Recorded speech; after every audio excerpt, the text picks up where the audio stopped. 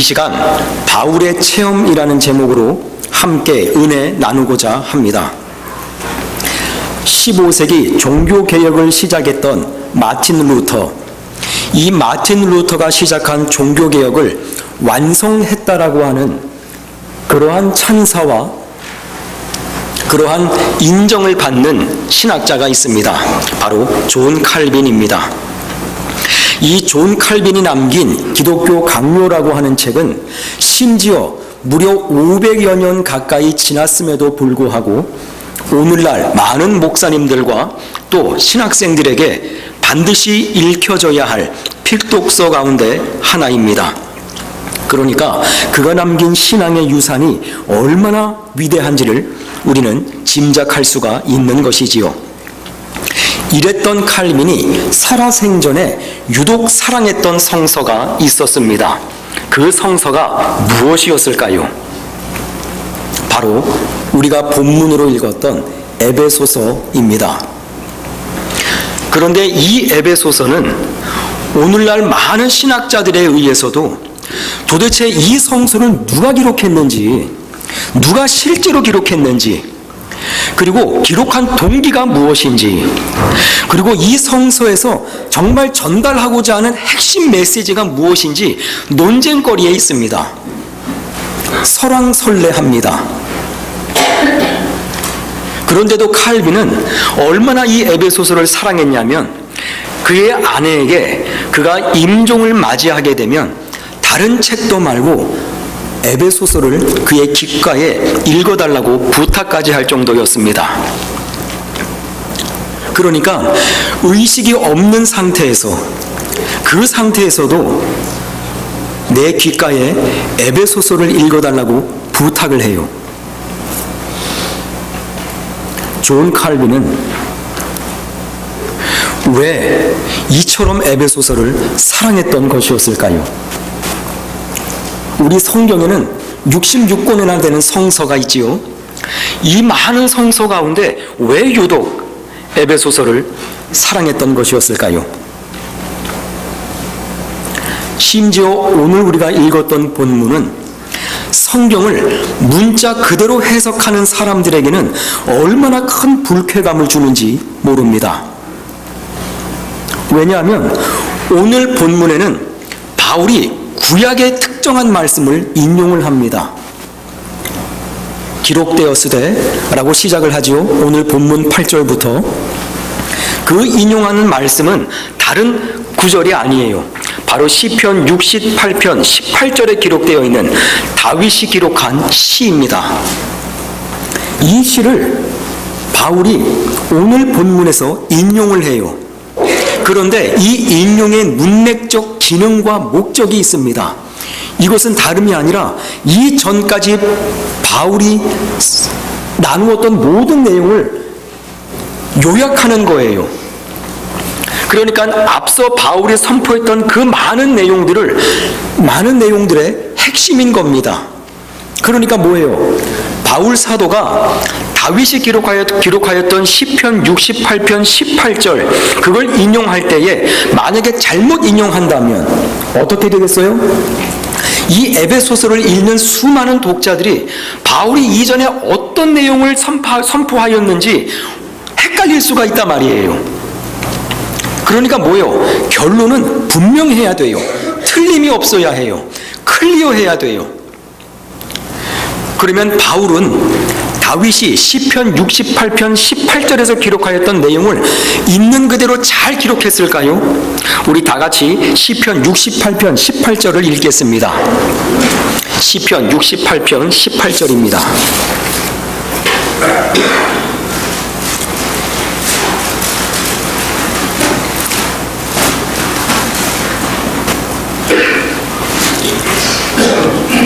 시편 68편 18절입니다.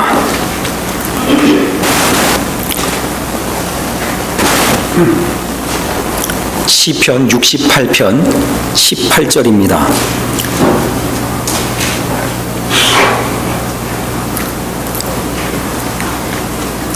다 찾으셨으면 우리 한 목소리로 읽습니다. 시작. 주께서 높은 곳으로 오르실 때 사로잡은 자들을 취하시고 선물들을 사람들에게서 받으시며 반역자들로부터도 받으시니 여호와 하나님이 그들과 함께 계시기 때문이로다. 아멘. 자, 지금 다윗이 시편 68편에서 주께서 높은 곳으로 오르실 때, 여기서 말하는 주께서에서 주는 예수 그리스도를 가리킵니다. 이 예수님이 하늘 높은 곳으로 오르실 때 선물을 받아요, 아니면 선물을 준다고 기록하고 있습니까? 선물을 받으시는 예수 그리스도로 기록하고 있어요. 그렇죠? 그런데 오늘 바울은 이 다윗이 기록해 놓은 이 시편 68편 18절을 어떻게 인용하는지 다시 한번 살펴보겠습니다. 오늘 본문 8절입니다. 오늘 본문 8절입니다. 다 찾으셨으면 우리 한 목소리로 읽습니다. 시작. 그러므로 이르기를 그가 위로 올라가실 때에 사로잡힌 자를 사로잡고 사람들에게 선물을 주셨다 하였도다. 뭐라고요? 선물을 받았다라고 기록하고 있어요? 그렇죠. 선물을 주셨다라고 기록하고 있습니다. 그런데 뭐예요? 지금 바울은 이 선포를 하기 이전에 기록되었으되 인용을 하고 있다라는 거예요.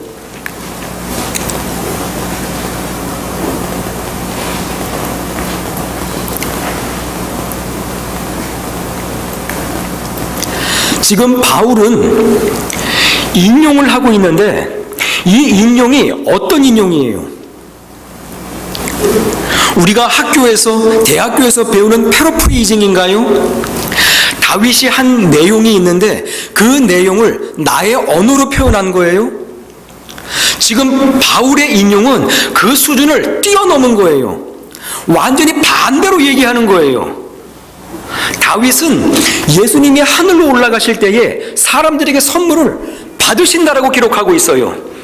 그런데 바울은 뭐예요? 반대예요. 하나님이 예수 그리스도가 하늘로 올라가실 때에 사람들로부터 선물을 주신다라고 기록하고 있습니다. 지금 바울이 실수한 건가요? 바울이 지금 다윗이 기록한 시편 68편을 뒤죽박죽으로 만들어 놓는 건가요? 아니면은 바울이 에베소서를 처음 기록하였던 그 원본에는 다윗이 기록하였던 시편 68편 18절의 말씀이 고스란히 기록되어 있는데 그 원본을 필사하였던 사람들이 깜빡 졸아서 실수하였던 것이었을까요? 아니면 바울이 사도의 권위가 있어요. 그렇죠? 바울은 우리와 같은 이런 성도가 물론 다 똑같은 하나님의 권속이죠. 하나님의 가족이죠. 그러나 바울은 사도였단 말이에요. 감히 범접할 수 없는 권위가 있었던 존재였단 말이에요. 그러면 바울이 그 개인의 권력, 그 개인의 권위로 하나님의 구약에 기록된 말씀을 남용한 것이었을까요? 자기 마음대로 바꾼 것이었을까요? 권력을 이용해서, 권위를 이용해서 내가 말하는 거니까 다 들어, 다 맞는 말이야.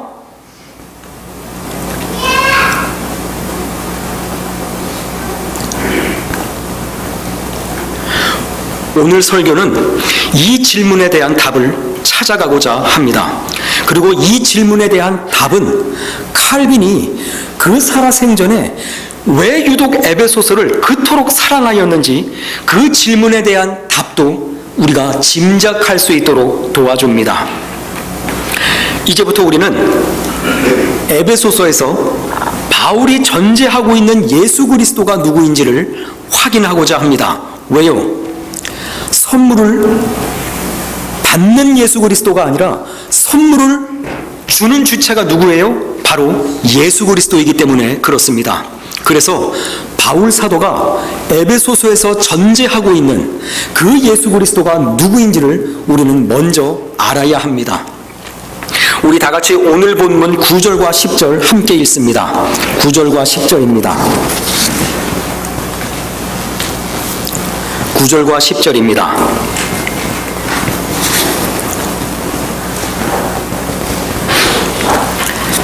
다 찾으셨으면 우리 한 목소리로 읽습니다. 시작. 올라가셨다 하였은즉 땅 아랫곳으로 내리셨던 것이 아니면 무엇이냐? 내리셨던 그가 곧 모든 하늘 위에 오르신 자니 이는 만물을 충만케 하려 하심이니라. 아멘. 우리 한 번 더 읽습니다. 시작. 올라가셨다 하였은즉 땅 아랫곳으로 내리셨던 것이 아니면 무엇이냐? 내리셨던 그가 곧 이는 만물을 충만케 하려 하심이니라. 아멘. 지금 바울 사도가 어떤 예수 그리스도를 설명하고 있죠? 가장 먼저 지금 에베소서 교회 성도들에게 무엇을 상기시켜주고 있어요? 가장 먼저 너희가 예수님을 찬양하기 위해서 이 자리에 모였어? 너가 예수님을 경배하기 위해 이 자리에 모였어? 그 예수님이 어떤 예수님이야? 이 땅에 내려오셨던 예수 그리스도가 아니냐? 그 사실을 모르느냐? 지금 무엇을 가장 먼저 상기시켜주고 있어요? 바로 이 땅에 내려오신 예수 그리스도입니다.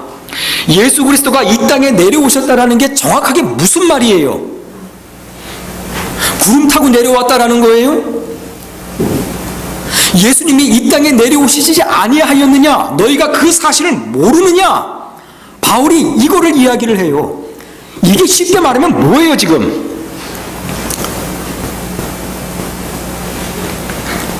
예수님이 천군 천사장과 함께 구름 타고 이 땅에 내려왔다는 그걸 말하는 거예요?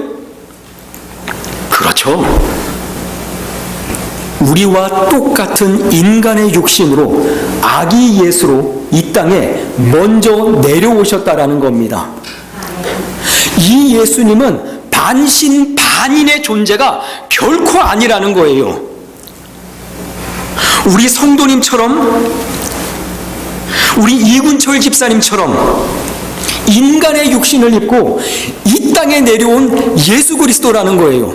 네 눈에 사람의 형상처럼 보였는데 실상은 말이야 영적인 존재 하나님이어서 이게 아니라는 겁니다.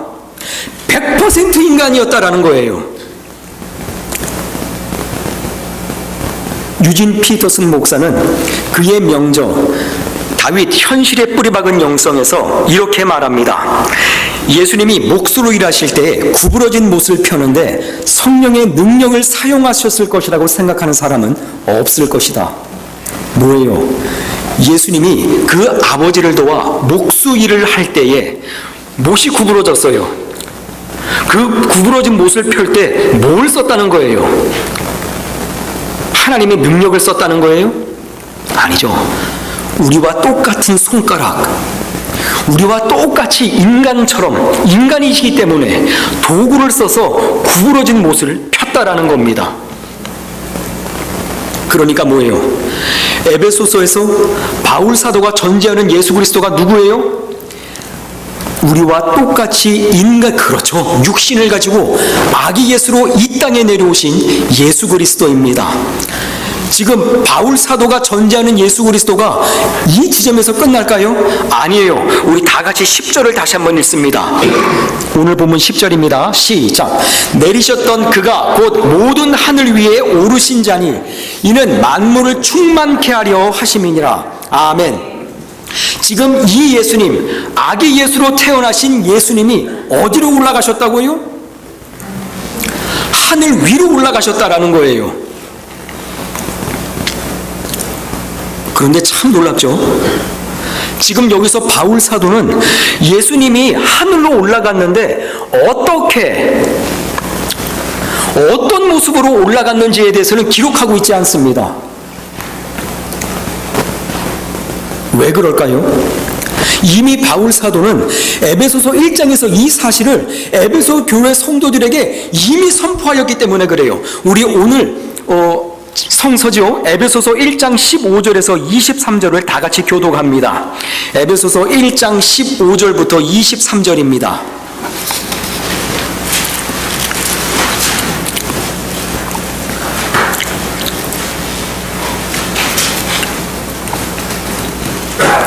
에베소서 1장 15절부터 23절까지입니다. 에베소서 1장 15절부터 23절까지입니다.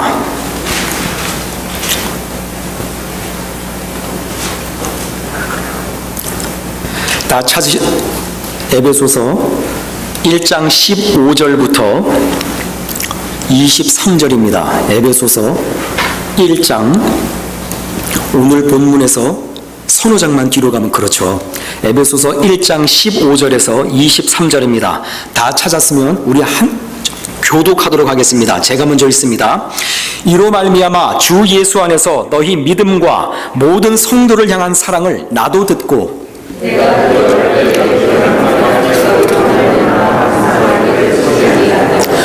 우리 주 예수 그리스도의 하나님 영광의 아버지께서 지혜와 계시의 영을 너희에게 주사 하나님을 알게 하시고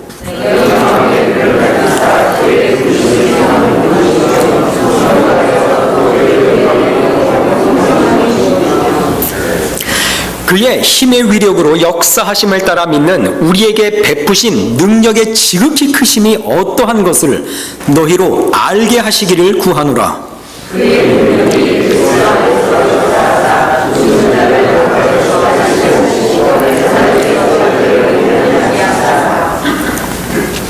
모든 통치와 권세와 능력과 주권과 이 세상뿐 아니라 오는 세상에 일컫는 모든 이름 위에 뛰어나게 하시고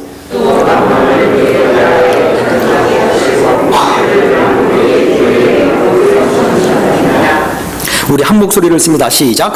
교회는 그의 몸이니 만물 안에서 만물을 충만하게 하시는 이의 충만함이니라. 아멘.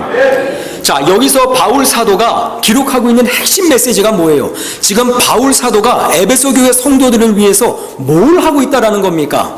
기도하고 있다라는 것이요. 맞습니다. 근데 이 기도가 복잡합니까? 복잡하지 않지요. 단순합니다. 하나님께 구하는 게 하나예요. 하나. 이 하나가 뭐예요?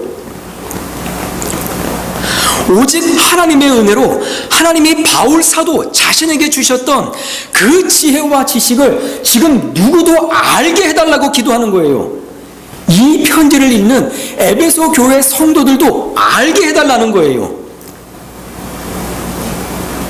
그러니까 하나님께 기도하는 데에 바울에게 주셨던 이 지혜와 지식을 나만 알게 하지 마시고 이 편지를 읽는, 그리고 이 편지를 지금도 읽는 우리들조차도 그 지식과 지식으로 지혜로 충만하게 해달라고 기도하고 있는 거예요. 그러면 하나님의 은혜로 하나님이 바울 사도에게 알려주셨던 그 당시에 말이죠, 지금으로부터 약 2000년 전이죠, 그 지식과 그 지혜가 무엇이었을까요? 바로 20절이죠. 우리 다시 한번 읽겠습니다. 시작. 그의 능력이 그리스도 안에서 역사하사 죽은 자들 가운데서 다시 살리시고 하늘에서 자기의 오른편에 앉히사. 아멘. 자, 여기서 말하는 그의 능력이에서 그라고 하는 게 누굴 가리키고 있죠? 하나님 아버지예요. 하나님 아버지의 능력이 예수 그리스도 안에서 역사하셨대요. 그 역사하신 결과가 뭐라는 거예요? 부활이라는 겁니다. 죽은 자 가운데서 일으켜 세우셨다라는 거예요. 거기서 끝나나요? 아니죠. 어디로 데리고 올라가셨다고요? 천국 보좌로 데리고 올라가셔서 자기 우편에 앉히셨다라고 선포하고 있습니다. 그렇습니다. 우리 바울 사도가 에베소서에서 전제하고 있는 예수 그리스도,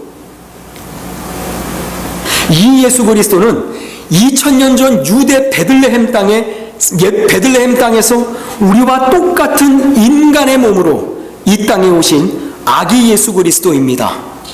여기서 그치지 않죠? 죽음을 경험합니다. 부활합니다. 그리고 하늘로 승천합니다.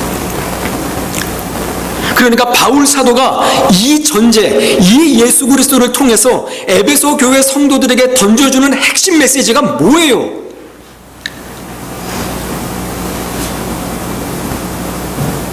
뭐가 없이는 뭐가 없어요? 인간으로 오지 않으면 부활도 없다라는 겁니다. 예수님의 부활 사건이 농담하는 게 아니라는 거예요. 예수님의 부활 사건이 작가적 상상력에서 이루어지는 것이 결코 아니라는 거예요. 죽음이라고 하는 것이 그냥 추상적인 것이 아니라는 거예요. 상징이 아니라는 겁니다. 예수님이 2000년 전에 십자가에서 죽으셨다라고 하는 그 사건은 팩트라는 거예요. 예수님이 인간으로 오시지 않으면 부활도 없다라는 겁니다. 그렇다면 바울 사도는 이 사실을 어떻게 알았을까요? 이에 대해 신약학자인 윌리엄 와일더 박사는 2010년 저명한 학술 저널지에서 그의 연구를 발표합니다. 그리고 그 이유를 이렇게 설명합니다. 선물을 받는 예수 그리스도가 아니라 선물을 주시는 예수 그리스도라는 바울의 가르침에 대해서 가장 먼저 언급되어야 할 것은 바로 바울이 다메섹 도상에서 직접 경험하였던 예수 그리스도 그 자체다. 이 예수 그리스도는 모든 찬양과 영광을 받으시는 메시아이시며 하나님이 그의 백성들에게 주시는 최상의 선물 그 자체이다. 그러니까 뭐예요? 지금 바울이 전제하고 있는, 에베소서에서 전제하고 있는 이 예수 그리스도를 심산유곡에 들어가서, 바울이 누구죠? 율법을 공부하던 사람이었죠. 심지어 그의 스승이 누구예요? 당대에 네노라 하는 율법학자예요. 그 밑에서 율법을 공부한다라는 것은, 이거는 율법에 도통한 사람이에요. 도통한 사람. 지금 이 사람이 심산유곡에 들어가서 구약을 열심히 공부하다가 열심히 해석하다가 우연히 걸린 거예요? 우연히 깨달았다는 거예요? 아니에요. 아니면 바울의 경건함이, 바울의 신실함이 하나님으로 하여금 감동하게 만들어서, 아이고 내 새끼, 너 곧 있으면 예수님 만날 거야. 내 아들 만날 것이야. 내 아들이 널 찾아갈 것이야. 내가 너에게 먼저 이거를 알려줄게. 이게 아니라는 겁니다. 뭐라는 거예요? 바울이 지금 예수님을 믿는 사람들을 핍박할 목적으로 다메섹으로 가고 있어요. 그곳에서 누구를 만나요? 누가 찾아와요? 예수님이 찾아와요. 사울아, 사울아, 너가 왜 나를 핍박하느냐? 예수님이 바울을 찾아갑니다. 그 다메섹 도상에서 바울은 예수님을 직접적으로 체험을 해요. 이 체험의 결과가 뭐예요? 하나님으로부터 말할 수 없는 지식과 지혜를 선물로 받았다라는 거예요. 그게 뭐예요? 부활하는 예수 그리스도. 우리와 똑같이 인간의 모습으로 인간으로 이 땅에 오셔서 죽으시고 부활하시고 하늘에 승천하셨다는 거예요. 그 하늘에 계시는 예수님은 성령의 능력이 충만한 메시아라는 겁니다. 체험을 통해서 얻었다라는 거예요.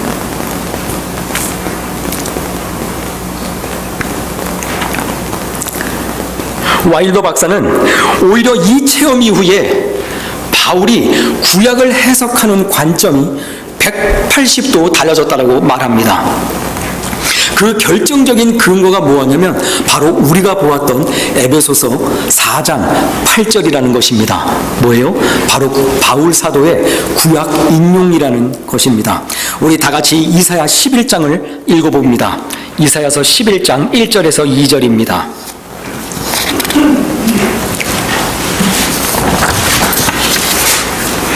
이사야서 11장 1절 2절입니다.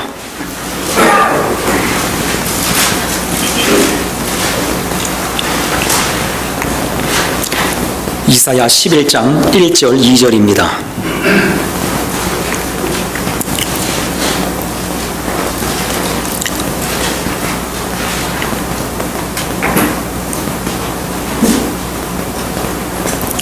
다 찾으셨으면 우리 한 목소리로 읽습니다. 시작. 이새의 줄기에서 한 싹이 나며 그 뿌리에서 한 가지가 나서 결실할 것이요 여호와의 신 곧 지혜와 총명의 신이요 모략과 재능의 신이요 지식과 여호와를 경외하는 신이 그 위에 강림하시리니. 아멘. 지금 여기서 이사야는 예수님을 어떤 메시아로 예언하고 있지요. 예수님이 어떤 예수님으로 묘사하고 있지요. 기술하고 있지요. 예언하고 있지요. 맞습니다. 지혜와 지식이 충만한, 모략과 재능이 충만한, 성령 하나님의 능력이 충만한 메시아로 예언하고 있는 거예요. 그러니까 바울 사도가 다메섹 도상에서 체험한 예수님, 바울 사도가 다메섹 도상에서, 예수님이 다메섹 도상에서 바울 사도를 찾아가셨던 그 예수님은 어떤 예수님이라는 거예요? 성령 하나님의 능력이 충만한 예수 그리스도라는 겁니다. 지혜와 총명이 충만한 메시아, 모략과 재능이 충만한 메시아. 그래서 그 사랑하는 제자들에게, 그 사랑하는 하나님의 자녀들에게 그가 갖고 있는 하나님의 능력, 성령의 능력을 전부 주실 수 있는 그 메시아로 본다라는 거예요. 그 메시아로 해석한다라는 것입니다.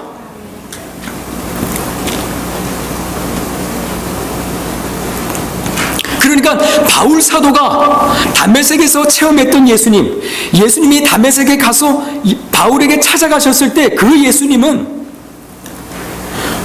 우리가 무슨 예배를 드린다고, 우리가 경건한 생활을 한다고, 우리가 신실한 예배를 드린다고 하나님의 지혜와 지식이 늘어난다거나 하나님의 능력이 한치라도 성장한다거나 이런 하나님이 아니라는 거예요. 이런 메시아가 결코 아니라는 거예요. 오히려 정반대라는 겁니다. 뭐예요? 우리에게 그가 갖고 있는 능력을 전부 선물로 주시는 하나님이라는 거예요. 그 메시아라는 겁니다. 제임스 패커는 이와 같이 바울 사도가 체험을 통하여 얻었던 지식, 이 지식을 그의 책 하나님을 아는 지식에서 체험적 지식이라고 부릅니다. 이 지식은 단순한 지식이 아니에요. 제임스 패커 박사에 의하면은 네 영혼을 움직이는 지식이라고 합니다. 내 영혼을 바꾸는 지식이라고 해요.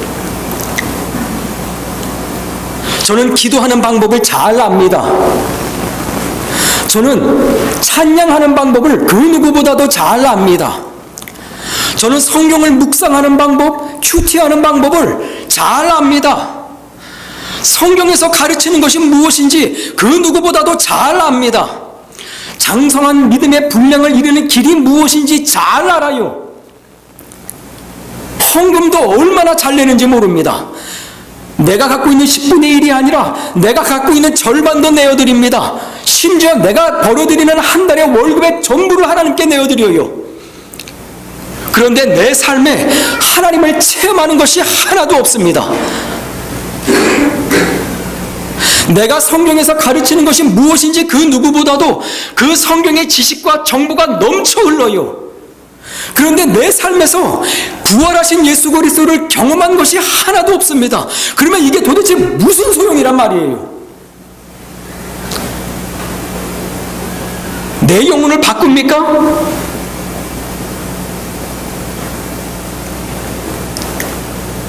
결코 그렇지 않다라는 겁니다.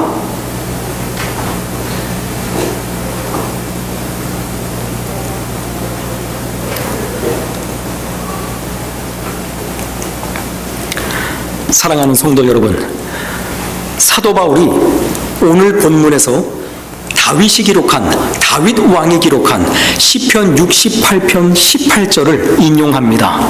그런데 완전히 다르게 해석을 해요. 선물을 받으시는 예수 그리스도가 아니라 선물을 주시는 예수 그리스도입니다. 이게 바울 사도가 자신이 갖고 있는 사도의 직분이라는 권위, 자신이 누리고 있는 사도의 직분이 주는 권력을 남용한 결과일까요? 아니면 필사자들이 원본을 필사하다가 깜빡 졸았어요. 그 실수일까요? 그렇지 않아요. 바울은 예수 그리스도를 체험합니다. 좀 더 정확하게 말씀드릴게요. 예수님이 지렁이같이 살고 있던 바울을 찾아갑니다. 그리고 그에게 정말 하나님이 누구인지, 너가 예배하고 너가 경배를 해야 할 하나님의 모습이 무엇인지를 그의 부활하신 모습으로, 그 메시아의 모습으로 완전히 보여줍니다. 여기서 바울은 180도 달라지는 겁니다. 체험적 지식이 이토록 중요합니다. 칼빈이 그 사랑하는 아내에게 내가 의식이 없는 임종의 순간에 다른 성서 말고 에베소서를 읽어달라고 한 이유가 바로 여기에 있습니다. 왜요? 이제 예수님은 부활하신 육신으로 어디에 계신다고요? 저 천국 보좌에 있어요. 거기서 놀고 계시나요? 아니에요. 그 부활의 능력을 누구에게 준다는 거예요, 지금? 우리에게 준다는 거예요. 나에게 준다는 겁니다. 사랑하는 성도 여러분, 사랑하는 친지자매를 잃으셨습니까? 내 자녀, 내 어머니, 사랑하는 내 친구를 하나님 곁으로 먼저 떠나보내셨습니까? 낙심하지 마십시오. 왜요? 부활이 있기 때문에 그래요. 이거는 작가적 상상력에 의한, 창의력에 의한 것이 결코 아닙니다.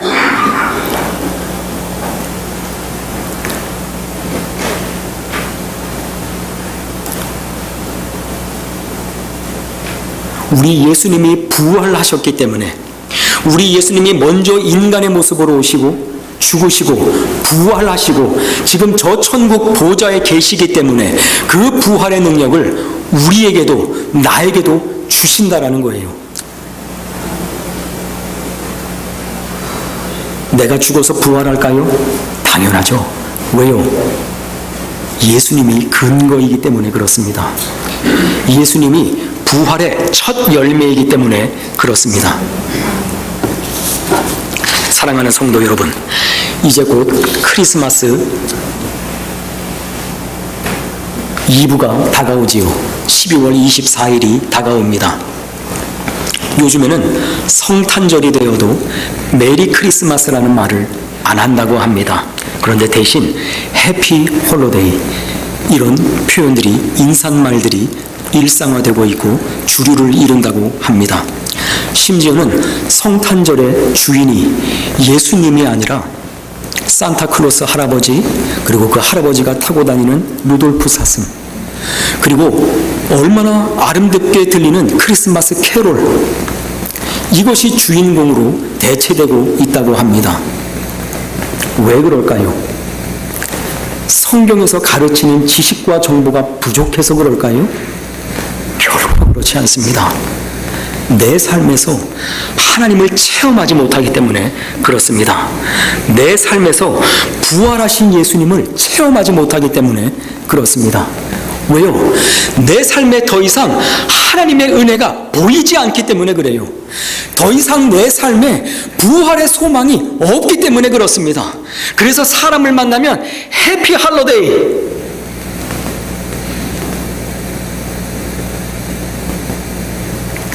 이 인사를 한다라는 거예요.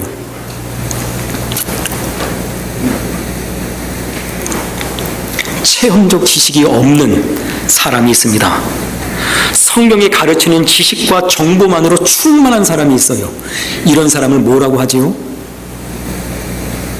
맞죠? 그렇습니다. 종교인이라고 합니다. 바울은 종교인이 아니에요. 바울은 부활하신 예수 그리스도를 직접 체험합니다. 그래서 정말 하나님의 백성들, 하나님이 사랑하시는 자녀들이 무엇을 알아야 하는지를 에베소서에서, 오늘 본문에서 선포하고 있는 겁니다.